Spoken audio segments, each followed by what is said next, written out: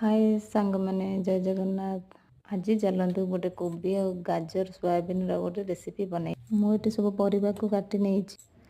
सब परिवा काटिना गोटे कढ़ई तेल पकई सब परिवा गुड़ाक भाजी नवा फास्ट तो सोयाबीन को भाजी नवा सोयाबीन टे भाजी होगला नाली होगला गोटे पात्र को काढ़ीदबा काढ़ीदेला तेल पकई फुलकोबी को पकईकी तेल भलसे भाजीदबा काढ़ीदेला आलू भी तेल भाजीदबा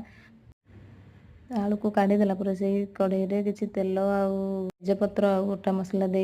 पियाज देकी भाजीदबा पियाजटा नाली हवा पर्यंत से किसी मसला देदेबा अदा रसुण पेस्ट देदेला से सब मसला पकईदेबा हलदी लंका गुंड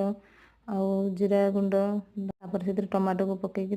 कषीदेवा टे कस्तूरी मेथी पकईदेवा भलसे मसला को कषीदेबा कषीदेला सब परिवा गुड़ाक पकई कषी परिवा गुड़ा भलसे कषी होगला